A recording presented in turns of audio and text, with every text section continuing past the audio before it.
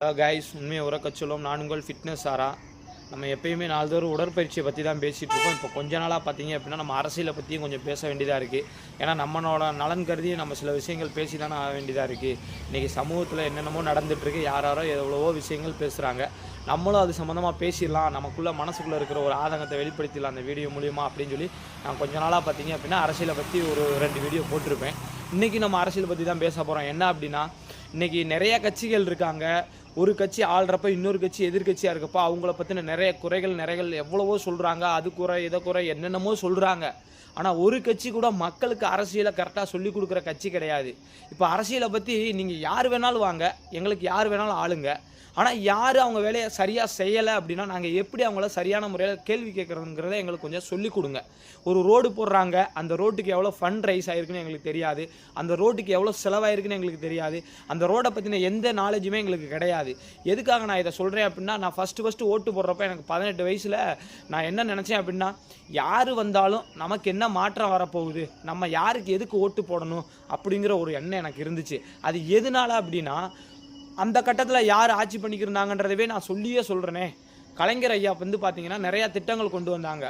இலவச அடுப்பு எல்லாருக்கும் போய் சேரணும், எல்லாருக்கும் இலவச தொலைக்காட்சி போய் சேரணும் அப்படின்னு சொல்லி ஒரு திட்டம் கொண்டு வந்தாங்க. அதில் எங்கள் தொகுதியில் அந்த டிஎம்கே கட்சி எப்பயுமே வரவே வராது. அதனால என்ன ஆச்சு அப்படின்னா, எங்களுக்கு தொலைக்காட்சியை மட்டும் போராடி எப்படியோ ஒரு வழியில் எங்களுக்கு அதுவும் அந்த ஆட்சியை முடிய போகிறப்ப கொடுத்துட்டாங்க. ஆனால் அந்த மாதிரி கொடுக்குறப்ப என்னென்னமோ இன்னும் கொஞ்சம் கொடுத்தாங்க. ஆனால் எங்களுக்கு அந்த அடுப்புன்னு ஒன்று வரவே கிடையாது. இந்த மாதிரி மேலே இருக்க ஆளுங்கட்சியில் இருக்கவங்க எவ்வளவோ நலத்திட்டங்கள் நல்ல விஷயங்கள் கொண்டு வந்தாலும் அது பொதுமக்களாகிய எங்களுக்கு சரியான முறையில் வந்து சேர்றது ரொம்ப கம்மி. அதை சரியான முறையில் வந்து சேரலை அப்படின்னா அதை எப்படி கேள்வி கேட்கணும்னு மக்களுக்கு ஒரு அரசியலாக சொல்லிக் கொடுங்க. அப்படி ஒரு கட்சி எங்களுக்கு இருக்கான்னு பார்த்தீங்கன்னா, இன்றைக்கி நம்ம தமிழகத்தில் அப்படி ஒரு கட்சி இல்லவே இல்லை. எல்லாம் வந்து அவங்கள கேள்வி கேட்குறதும் நாங்கள் வந்தால் நல்லது பண்ணுறோன்னு சொல்கிறதுக்கு இருக்காங்க.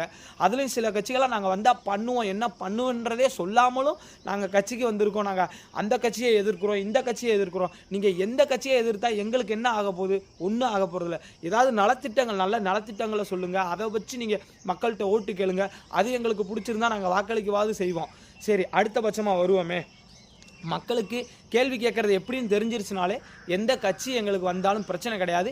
எங்களுக்கு கீழே இருக்கவங்க, எங்களுக்கு மேலே இருக்கவங்க எங்களை எப்படி ஆட்சி செய்கிறாங்கன்றது தெரிஞ்சிச்சுன்னா, நாங்கள் அவங்க அழித்த வர்றப்ப எப்படி அவங்கள கேள்வி கேட்குறோன்னு தெரிஞ்சிச்சுனாவே எங்களோட குறைகள் முக்கால்வாசி குறைஞ்சிருச்சு. இன்னொரு கேள்வியும் கேட்கணும்னு நினச்சிட்டு இருந்தேன், அது என்னன்றதை மறந்துட்டேன்.